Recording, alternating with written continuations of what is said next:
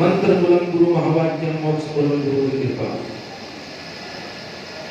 विश्व के सबसे बड़े लोकतांत्रिक देश इस भारत देश को आधार ग्रंथ देने वाले, संविधान प्रदान करने वाले डॉक्टर बाबा साहब भीमराव अम्बेडकर को मेरा सत प्रणाम और उनके चरणों में श्रद्धासुमन अर्पित करता हूं। मेरे से पूर्व वक्ताओं ने बाबा साहब के जीवन और दर्शन पे बहुत अच्छा प्रकाश डाला। इसके लिए आप सबको बहुत बहुत साधुवाद और धन्यवाद। लेकिन हम लोग ईमानदारी से चर्चा करें तो हम पाएंगे कि आज भी वंचित वर्ग बहुत पीछे है। इसका कारण कोई और नहीं है, आप और हम सब लोग हैं। जो बाबा साहब ने खुली आंखों से सपना देखा था वो आज भी अधूरा है। इसमें कमी है कई सरकारों की और हमारे समाज में विश्वास की कमी रही है। यदि जिम्मेदार लोगों ने अपनी जिम्मेदारियां ईमानदारी से निभाई होती तो आज इस भारत देश का वंचित वर्ग इस देश पर बोझ नहीं संपत्ति होता।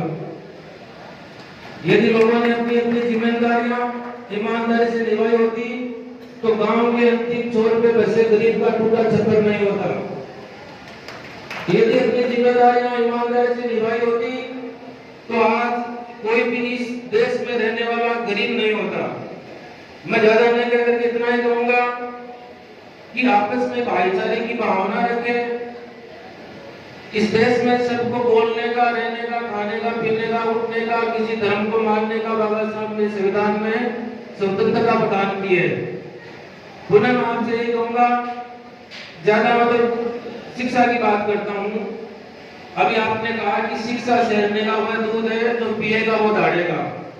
तो बाबा साहब ने सिर्फ किसी जाति विशेष के लिए नहीं कहा कि सिर्फ एसी वाले पिएंगे वो दाढ़ेंगे या फिर कोई जनरल कास्ट के पिएंगे वो दाढ़ेंगे। सबके लिए कहा। बाबा साहब ने पूरे देश के लिए काम किया है।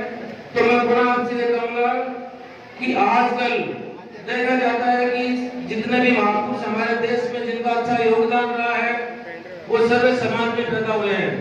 आजकल देखने को मिलता है कि अलग अलग लोग अपनी अपनी जातियों में अपने अपने महापुरुषों को बांट रहे हैं।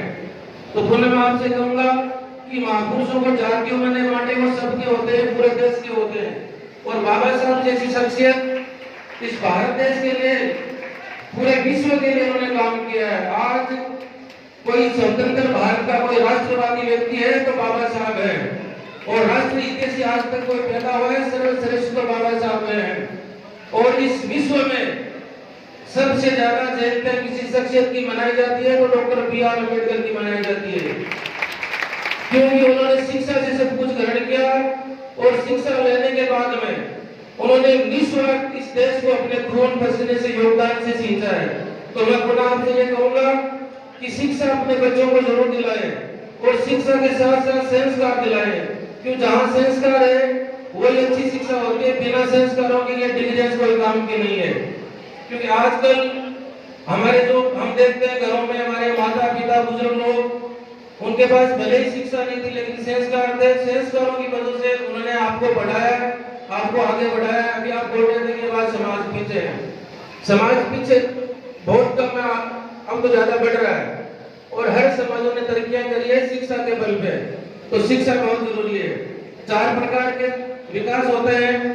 एक तो होता है भौतिक विकास, एक होता है नैतिक विकास, एक होता है बौद्धिक विकास, एक होता है आध्यात्मिक विकास। इस विज्ञान के चलते लोगों में बौद्धिक विकास बढ़ा है और भौतिक विकास बढ़ा है, लेकिन अध्यात्मता में और नैतिकता में कमी आई है। अभी आप बात कर रहे थे घोड़े से उतारने की, ये सब चीजें नैतिकता और अध्यात्मता की वजह से है। जहाँ शिक्षा है वहाँ ऐसी बातें होती नहीं, ऐसी घटनाएं नहीं घटती है। तो मैं पुनः आपसे कहता हूँ कि अपने बच्चों को शिक्षा जरूर दें। जय भीम, जय भारत, जय संविधान।